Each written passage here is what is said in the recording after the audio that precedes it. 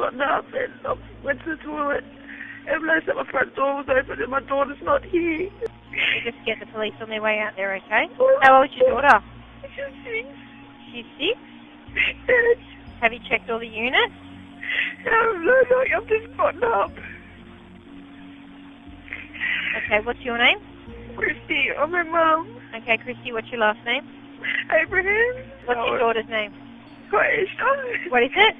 Kiesha. Spell it. K-I-E. On the 1st of August 2010, an emergency call was made from Mount Druitt in western Sydney. The caller was Christy Abrahams.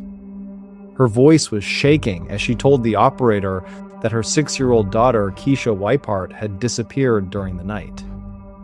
According to Christy, the night before, the little girl had been at home and was put to bed as usual. But the next morning, when she woke up, Kesha was no longer in the apartment.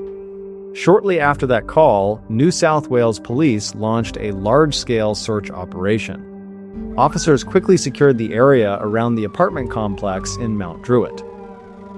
Police dogs, specialized search teams, and dozens of volunteers were brought in to comb through every street, park, and nearby patch of bushland. Christy Abrahams and Chris Weippeart, Kesha's biological father, had not been living together for some time.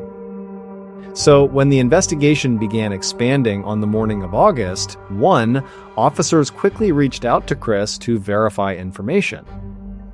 At around 10:45 a.m., police spoke with him. Chris said that morning he had been at home with his mother before leaving to go to a tattoo shop. His statement was recorded as part of the timeline investigators were trying to reconstruct hour by hour, detail by detail, to understand exactly what had happened to Kiesha. Meanwhile, right next door to Christy's apartment, Allison Anderson, a close friend and neighbor, was trying to do whatever she could to help find the little girl. Allison later recalled that during those chaotic early hours, she asked Christy a direct question. Was there anyone she suspected? According to Allison, Christy mentioned Chris Weippeart. She said of Weippeart, the effing so-and-so had ridden past the unit about a week earlier and made a gun sign with his fingers toward Rob, who was hanging up the washing. Meanwhile, Robert Smith, Christy's partner, was said to have gone out as soon as they realized Kesha was no longer inside the apartment. Christy said Robert was moving through the neighborhood searching for the little girl, calling her name along the streets around the apartment complex. At the same time, police and volunteers began a large-scale search. Search teams combed through bushland, parks, playgrounds, and nature reserves around Mount Druitt. Every street, every open space was checked. The initial hope was clear. Maybe Kesha had simply left the apartment and gotten lost. If that were the case, they believed finding her would only be a matter of time. But as the search continued to expand, the investigation also began to accelerate. Strike Force Garrison was established to focus all available resources on the case. And it was during the process of reconstructing Kesha's timeline that investigators discovered a detail that made the situation far more concerning. Kesha had not attended school for several weeks. According to Detective Inspector Russell Oxford, who was leading the investigation, the last time the family said they saw the little girl was around July 7th. But Kiesha was not reported missing until August 1. The 3-week gap between those 2 points in time quickly became the center of the entire investigation. What happened to Kiesha during that period? Someone must know something. Please come forward. How have the past 48 hours been for you and Christy? Can't describe how it's been. You don't know until you put yourself in my shoes. Just hope that she's found as soon as possible. That's what we need. Safe, well. Hard to communicate. It gets harder by the minute. She was always happy, bubbly, loved playing. You know, just like any kid would. Bob, do you have any idea that anyone who you might know who may have taken Christy, because the family obviously thought about long and hard about this. Does anyone have any idea? I have no idea. If I had any idea, that we'd be there looking. The police have expressed hope. Obviously everyone is hopeful, and that's one thing you've got to hold on to. Yeah, definitely. You want to say that? Can I please contact the police? We all love her and we all miss her, and if she can hear or see it, get to a phone or ring the police. We want her to come back safely. Do anything in your power to please come back home. But as the search continued, the behavior of Christy Abrahams and Robert Smith was seen by many as unusual. While police and volunteers were combing through Mount Druitt looking for Kesha, the couple hardly took part in the searches. And there was more. In the days after her daughter was reported missing, Christy's life appeared to continue as normal. She was seen going to get her hair done, getting her nails done, and going shopping. When she appeared in the media to ask the public for information about Kesha, suspicion within the community only grew stronger. Can we start again? Not long after that, Kesha's case became entangled in a new controversy. The mother of missing Sydney girl Kiesha Abrahams has accused a flea market of cashing in on her daughter's name.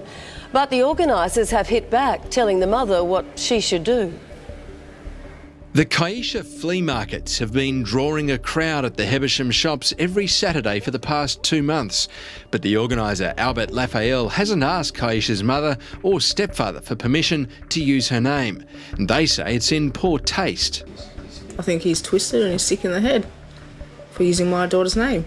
Albert Raphael has no time for their complaint and is critical of them for not doing enough to find their 6-year-old girl. Get off your ass and go look for your kid. Because we are trying our best to try and find closure, and our community won't heal until we find some results on Kiesha. Stallholders pay a small fee to sell their toys and second-hand garage sale items for the mourning. So far they've raised $300, money they say will pay for a Christmas Day fete with Jumping Castle. But Christy Abrahams wants the market shut down, concerned that a bank account and a trust have not been set up. I think it's a scam because it's a high-profile case. It should be shut down until there is a trust fund in place. But despite her mother's request that they no longer use Kiesha's name out of respect for her, the organisers are vowing to run Kiesha's flea market every Saturday until Christmas. He's saying that this is all for a reason and it's all for awareness and Kiesha and it's for the kids. But where's the money going? Where's the proof? While the investigation continued, Christy Abrahams and Robert Smith left the apartment and moved into a local motel. They were preparing to relocate to a new place in Kings Langley, and Allison Anderson agreed to help them pack. When Allison entered the apartment, she immediately saw one of Kesha's sweaters lying on the floor. Christy said the police had told her there would be no belongings of Kesha left there. But then, right in front of Allison, Christy kicked the sweater aside and began swearing.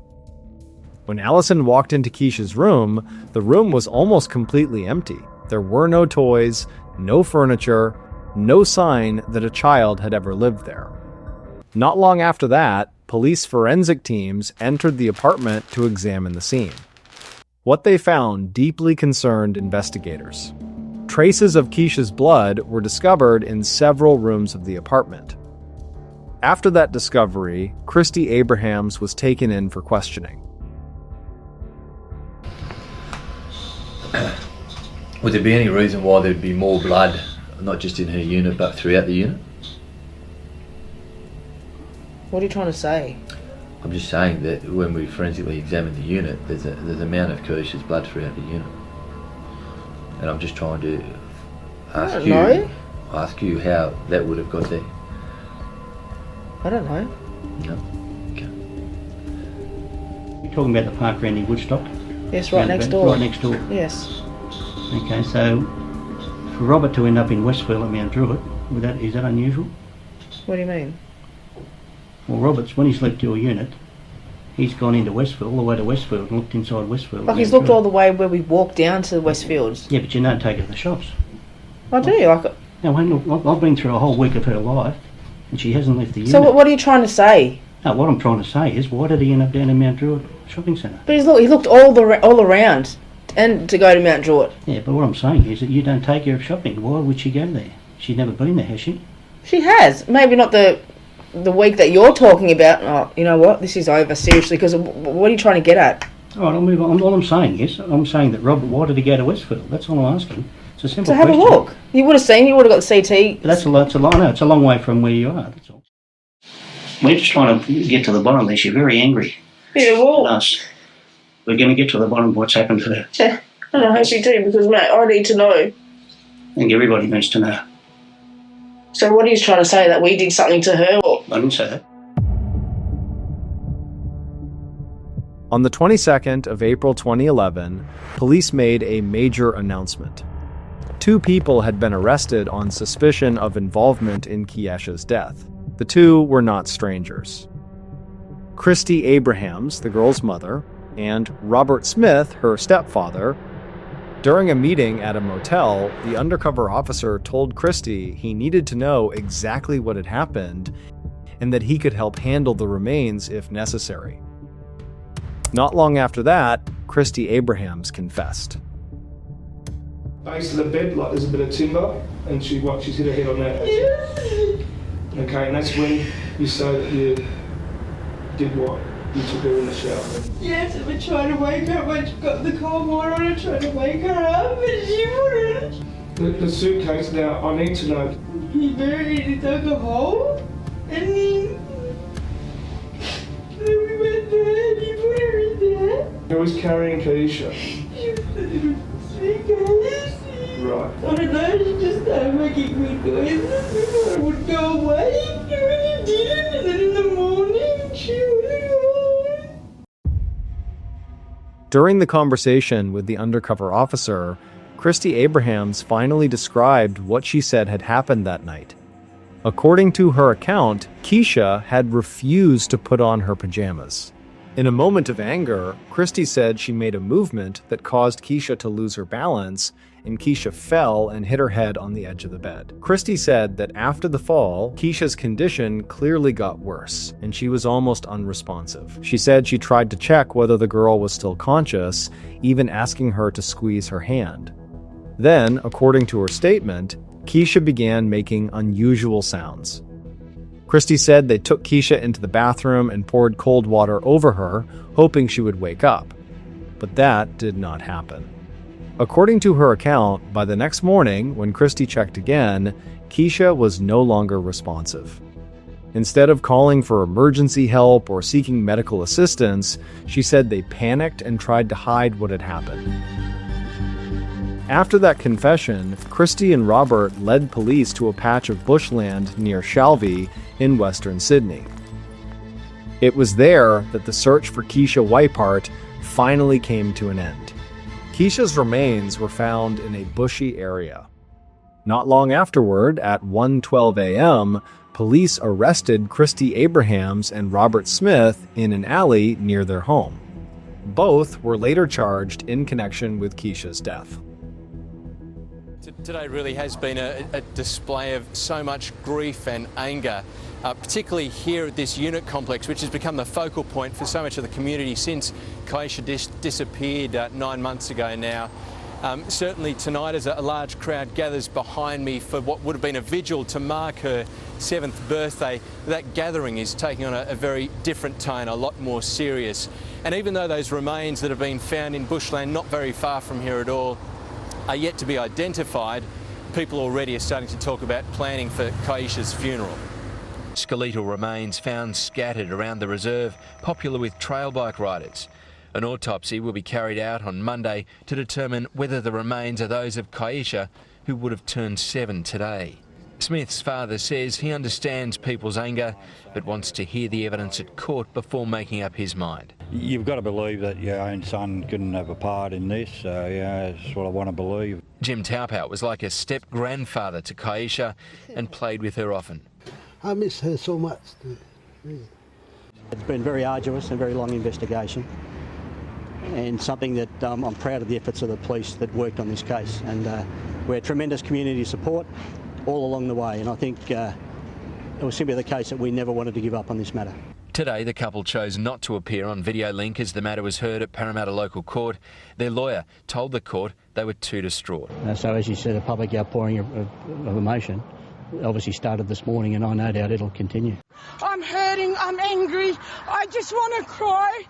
It's Kiesha's birthday. Tonight, the thoughts of friends and relatives of Kiesha Abrahams are firmly with the little girl as they once again hold vigil.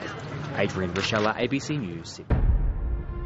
At 2 p.m. on Good Friday, police arrived to inform Liz Kiesha's grandmother that Christy Abrahams and Robert Smith had been arrested. The news immediately shook the family and the entire Mount Druitt community. For months, people had searched together, prayed, and hoped that Kiesha would be found safe. But now that hope was gone. The grief quickly turned into anger.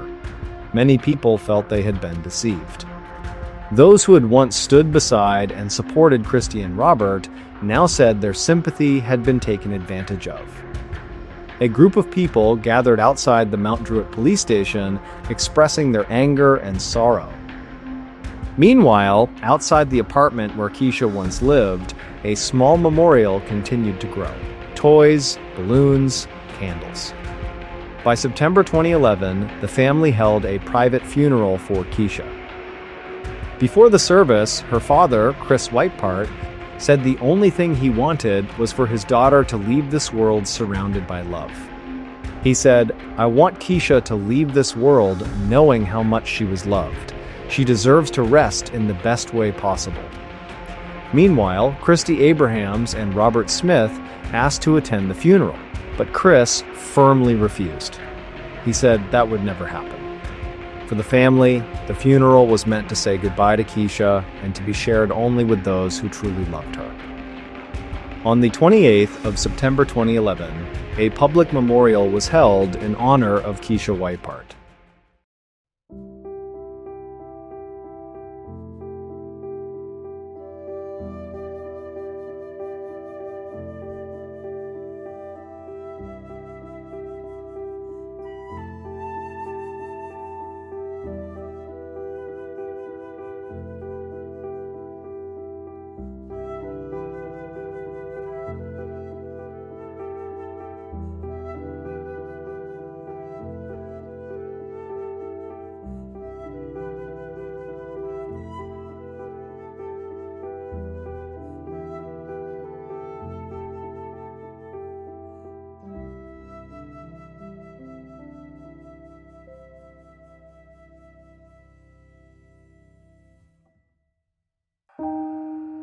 After Kiesha's death, a major question remained.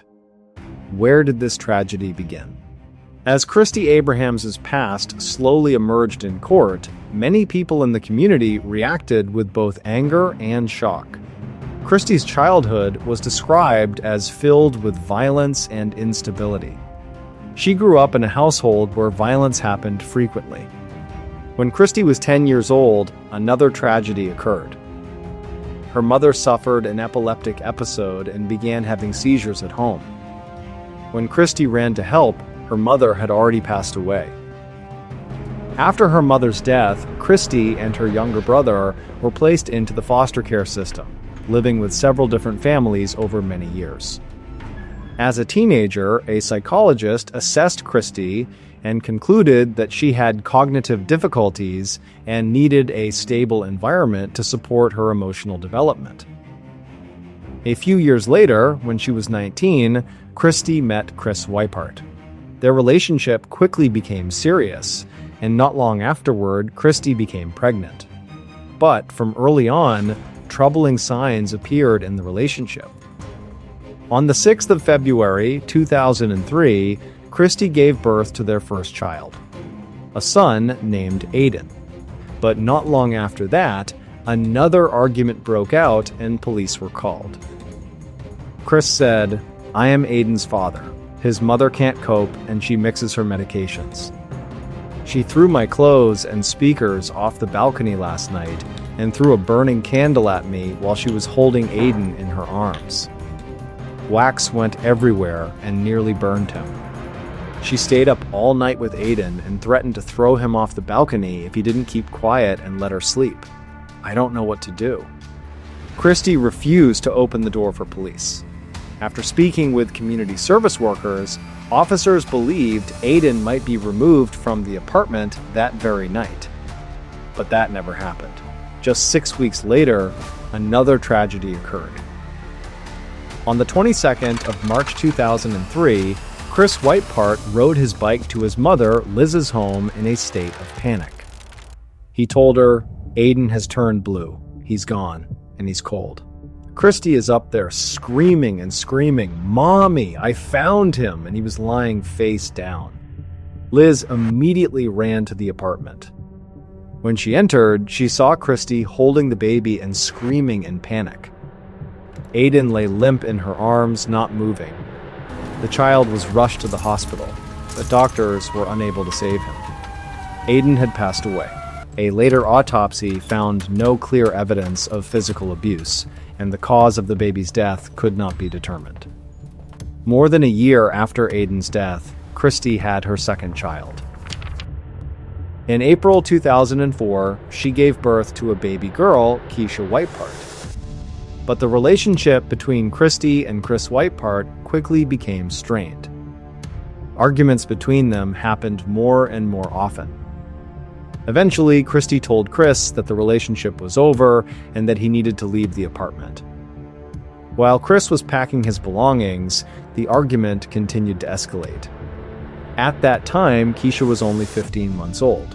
The little girl crawled toward them while they were arguing. According to what Chris later told police, Christy rushed over and picked the little girl up roughly, then put her down hard on the sofa in the living room. When Kiesha tried to crawl away again, Chris said Christy picked her up and bit Kiesha on the shoulder, making the child cry. Chris immediately called the police. Kiesha was taken to the hospital for examination. After that incident, Christy was convicted and placed on a 12-month good behavior bond. At first, Chris was granted custody of Kiesha. But later, the Department of Community Services placed the child into the foster care system. On the 15th of October 2006, Christy was arrested on a warrant related to driving without a license. However, just 2 months later, after attending an anger management counseling program, Kiesha was returned to live with her mother. A year later, Christy became pregnant with another child. Around that time, troubling signs involving Kiesha began to appear. During one hospital visit, a nurse noticed bruising on the girl's face and reported it to authorities. The following day, a caseworker spoke directly with Kiesha. The child could not clearly explain how the injury had happened, but the staff also noted a small burn mark on Kiesha's body. When asked about it, Kiesha simply said, "Mom did it." Even so, no further intervention was taken. People around them later said Kiesha seemed to live in constant fear. Sometimes, if Christy simply raised her hand while speaking, the little girl would flinch and pull back. Around this time, Christy had started a new relationship with Robert Smith. By June 2010, Christy was pregnant for the 4th time. During a phone call with her father, she said she could no longer handle Kiesha and asked him to come take the girl away. According to what she later said, she said that if Kiesha stayed there, she could pose a danger to Kiesha. Meanwhile, Liz Chris's mother did not even know that Kiesha had been returned to live with Christy. She only learned about it when police came to her home to inform her that Kiesha had gone missing. Looking back at the early years of Kiesha Weippeart's life, one thing becomes very clear. The warning signs appeared very early. Bruises on her face. A suspected burn mark was noted multiple times when police had to come to the apartment because of domestic conflict. Reports from the hospital and from the school. Again and again, those signs were seen. Again and again, they were reported, but they were ignored. No one stopped to ask a simple question. Was this child safe? The story of Kiesha Weippeart is not just a true crime case. It is a true crime documentary about a child victim, a 6-year-old girl who lived in fear while the warning signs were repeatedly overlooked. It is also a painful reminder of CPS failure and the gaps within the child protection system. Protecting children is not the responsibility of one person. It is the responsibility of all of us families, neighbors, teachers, doctors, and the people working within the safeguarding children system. This is not a small issue. It is a warning. Detective Inspector Russell Oxford later said that police would also consider reopening the investigation into Aiden's death. Meanwhile, Christy Abrahams and Robert Smith began trying to erase evidence. They cleaned the apartment, shoes were thrown away, clothes were discarded, even the SIM cards from their phones were removed and thrown out. But at the same time, they tried to create a different story. They went to a store, they bought children's toys, and they brought home a Tinkerbell poster to hang on the wall.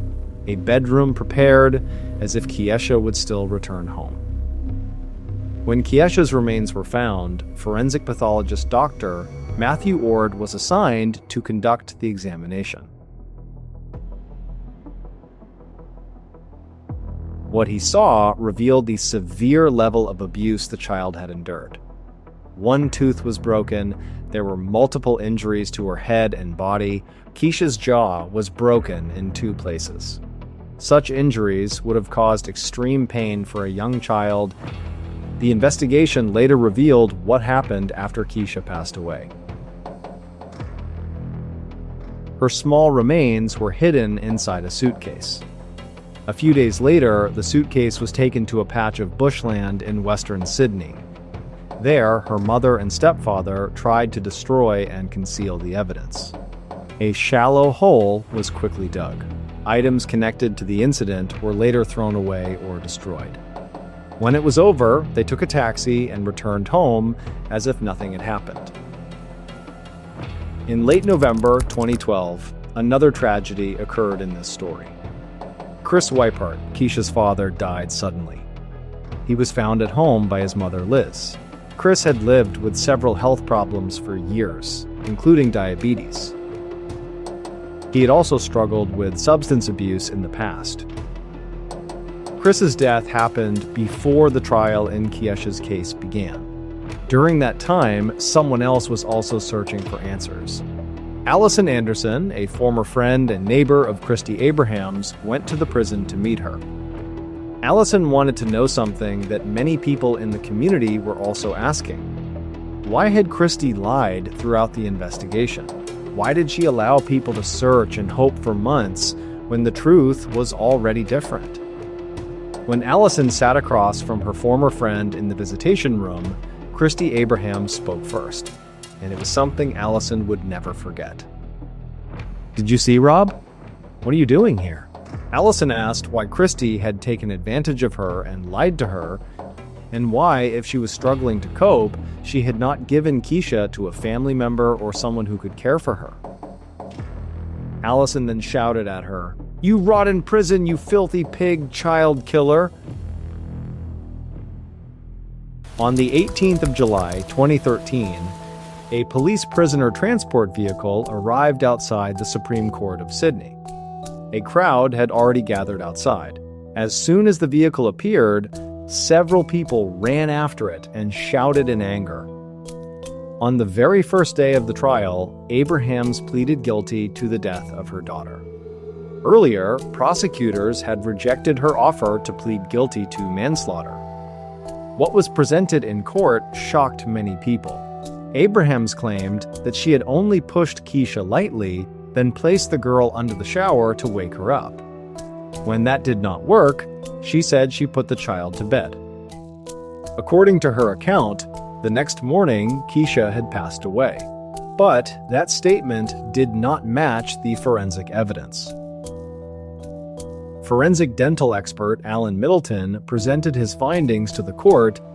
He said the fractures in Kiesha's teeth could not have been caused by a light push.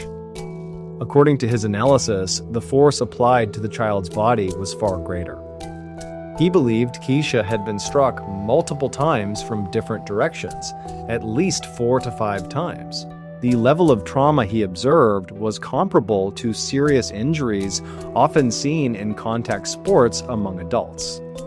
For a 6-year-old child, those impacts would have caused extremely severe pain. Inside the Supreme Court of Sydney, the courtroom fell silent as Christy Abrahams stood up. When asked about the charges, she spoke only a single word: guilty. There were no tears. No emotional reaction. After the judge left the courtroom, a heavy silence settled over the room. People stood watching as Abrahams was led down to the holding cells beneath the court. In the end, Christy Abrahams was sentenced to a minimum of 16 years in prison, with a maximum term of 22.5 years for the offenses of murder and interfering with a body. When Justice Ian Harrison read the sentence, Abraham showed no emotion. From the public gallery, the sound of people crying began to fill the room. In his remarks, Justice Harrison said that the relationship between parents and children is one of the most sacred forms of trust. He concluded that Abrahams caused Kiesha's death through a serious act of violence against a vulnerable child who had no ability to defend herself, a child who should have been protected in the care of her own mother. The judge also said that while he could not conclude that Abrahams intended to take Kiesha's life, the evidence showed that she intended to cause serious harm. He stated that the court could not determine with certainty who was responsible for all the other injuries Kiesha had suffered before her death, and he completely rejected Abraham's account of what had happened that night. However, Justice Harrison also said that this story did not begin on the day Kiesha died. He noted that Christy Abrahams herself had grown up in an environment marked by violence and abuse during her childhood. According to him, Kiesha's death was the result of a cycle of abuse that had continued across generations, a cycle that could have been prevented. In his closing remarks, he told the court, "This child's death was the predictable result of a cycle of abuse that could have been prevented. The failures of the accused also reflect the failures of others." In his final remarks, Justice Ian Harrison stated that the court had found evidence beyond reasonable doubt that Christy Abrahams had recklessly failed to seek medical care for Kiesha after the child was injured. According to him, that conduct showed a reckless disregard for the life of a child. Robert Smith was tried separately afterward. On the 3rd of May 2013, he was sentenced to a minimum of 12 years in prison for manslaughter and for being an accessory in the case. According to the court's ruling, Christy Abrahams will become eligible for parole in 2027. For Allison Anderson, the former friend who had once been very close to the family, the sentence still does not feel sufficient. She said it is difficult to accept the idea that Abrahams could be released at the age of 46. According to Allison, a difficult childhood cannot become a justification for harming the life of a child. The case of Kiesha Weippeart left a deep impact. Many people in the community felt betrayed, misled, and deeply hurt. For months, they believed Kiesha was still alive. They searched, prayed, and hoped that one day the little girl would be brought home safely. One of the people most deeply affected was Allison Anderson. From the very beginning of the investigation, Allison had her own suspicions. but she still wanted to believe that her friend was not connected to what had happened to Kiesha. When the truth finally came out, Allison was forced to face something incredibly painful. She had been deceived the entire time. This story also carried a deeply personal meaning for Allison. As a child, she had lived within the foster care system and had experienced abuse herself. That experience later motivated Allison to become a specialist youth worker, dedicating her time and skills to helping vulnerable young people. For her, the lesson from Kiesha's case is very clear. No child should ever be left in the gaps of a protection system. That is why this story is not only a true crime documentary, it is also a reminder of the responsibility all of us share in child protection and safeguarding children. Because sometimes a single report that is taken seriously, or one person brave enough to speak up, can completely change the course of a child's life. If Kiesha's story makes you think, please help share this message. Like the video, share it, and talk about it with people around you. Because every time a story like this is shared, we remind each other that vulnerable children must be protected, and that justice for victims does not come only from the courts, but also from the care and responsibility of an entire community.